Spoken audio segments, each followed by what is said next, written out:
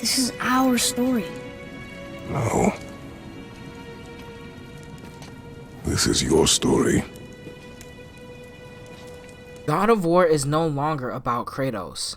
I asked you all, and 7,000 votes later, a large majority of you think Atreus will be the next main character. There has never been a more iconic character than Kratos. His life story has been shown across 9 games, from when he was very young to the day he became the Spartan general, going on for him to destroy all the gods. We all know his story across many of the God of War games, but in my view, God of War 2018 is not Kratos' story at all. It is the origin story of a Norse god named Loki. Let me explain. Freya has a very similar origin story to Kratos. Baldur has a similar arc to Kratos when it comes to destroying his parents and being trapped by vengeance.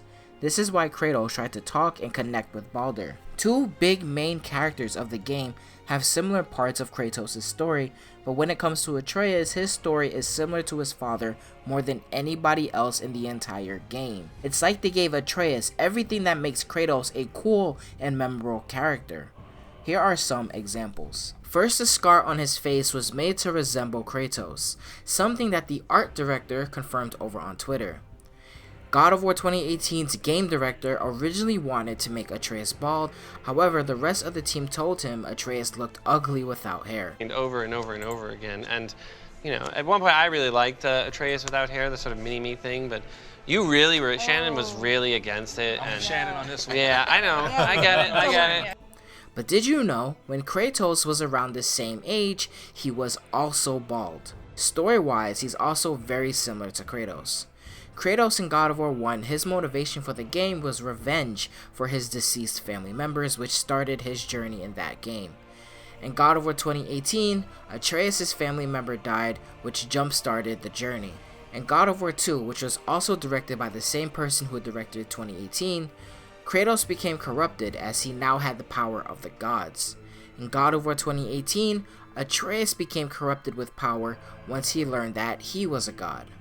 A lot of the times the gods were sort of metaphors and stories about the corruption of power, right? When you have that much power, that much sort of absolute control, it's very easy to start sliding, and Kratos was the example of how far he can fall when he's given all of that power.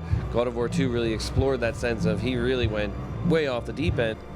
The first thing would be Atreus' sort of moment of ego. Right? He goes through that period of time where he starts to realize, like, we're gods. Like, this is awesome. I can do whatever I want. Atreus is part giant, Kratos is part titan. Atreus wanted revenge against Modi, a god for disrespecting his mother. Kratos wanted revenge against the gods in his story. At the end of the game in Jotunheim, Atreus learned who his mother really was. At the end of God of War 2, again directed by the same person, Kratos learned who his father was. Although story-wise, Kratos did learn who his father was in Ghost of Sparta, as an audience, this was our first time learning who his father was, because Ghost of Sparta was very far from release. God of War 2018 is not about Kratos and his story through the Norse world. It's an origin story for a Norse god. It's a story of loss of a parent and the best friend at the same time.